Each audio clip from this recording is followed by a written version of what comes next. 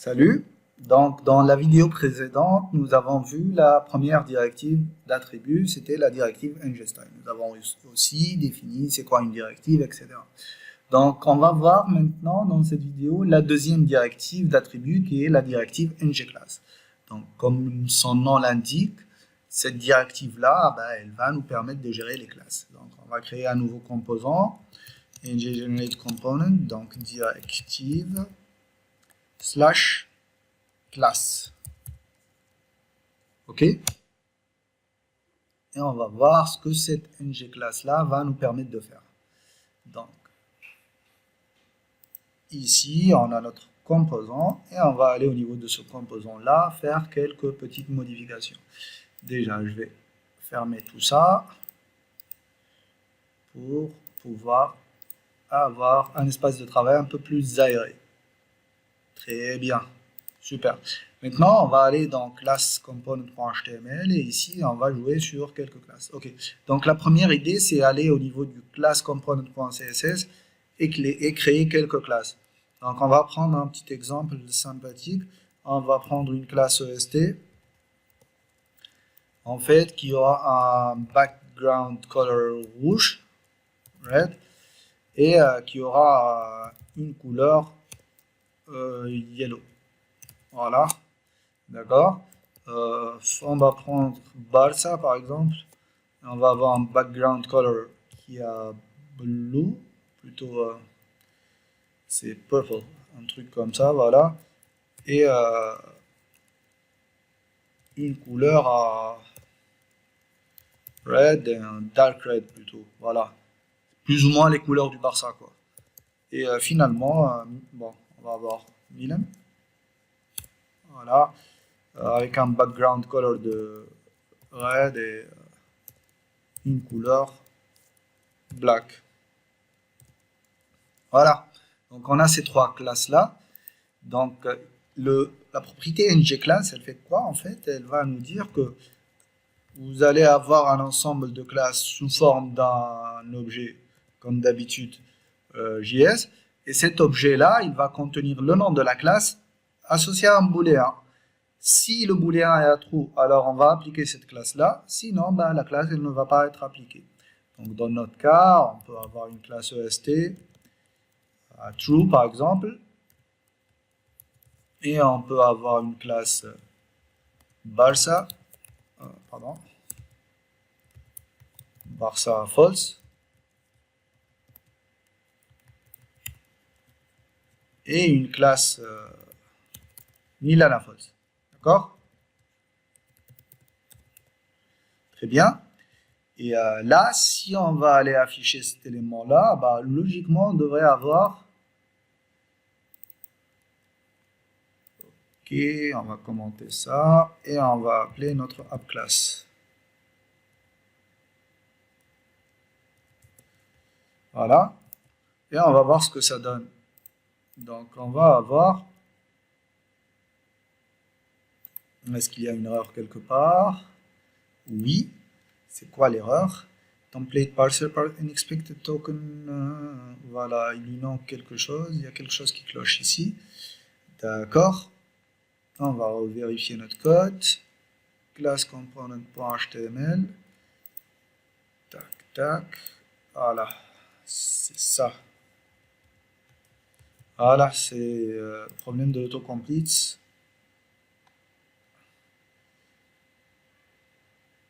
Unexpected. Ok.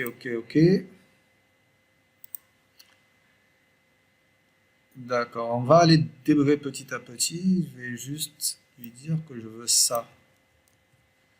Pour voir qu'est-ce qui cloche. Voilà. On va commencer étape par étape. Classworks, sauf que la classe est ST. Ah, ok. Ici, on a oublié les points. Ça, c'est point Milan, point Barça et point EST. Voilà. Là, ça devrait marcher. Vous voyez, là, on a notre première classe. On va revenir.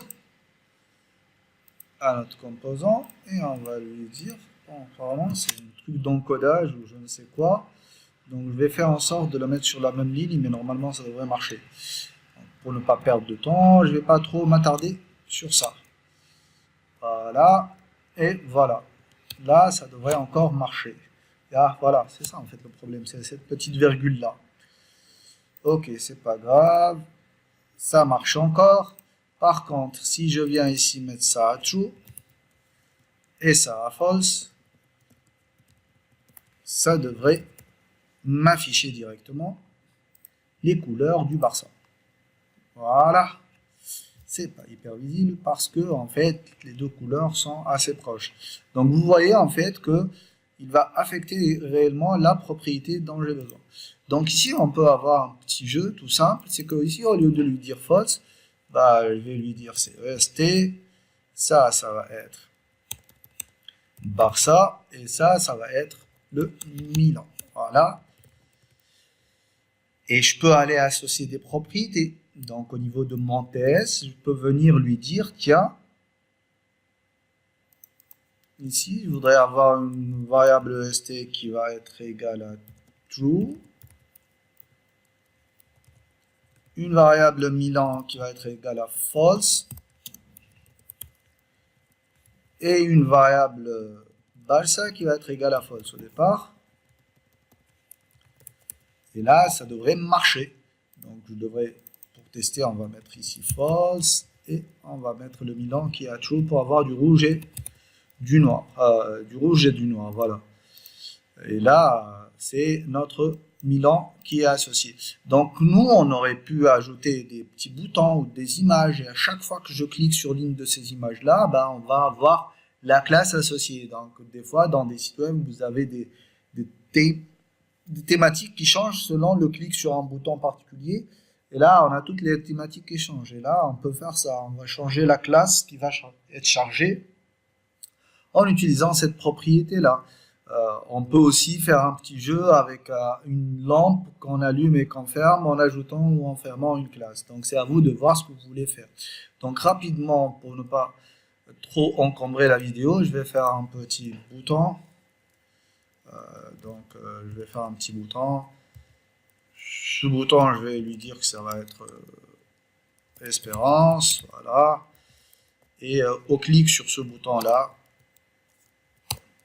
eh ben, je vais lui dire change theme et je vais lui dire bah, là tu vas me passer en paramètre EST tout simplement. Ok, et ce bouton là je vais lui donner une classe qui est de btn danger.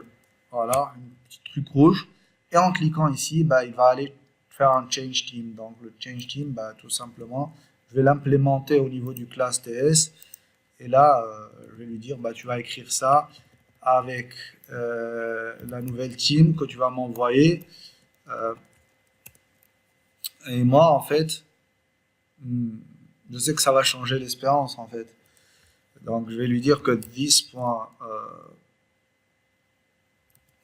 va être égal à true. Bon, j'ai plus besoin de la team, en fait. Et les deux autres, bah, je vais les mettre à false, tout simplement. Juste une petite espace qui manque, et this.Barça va être égal à false, et this.Milan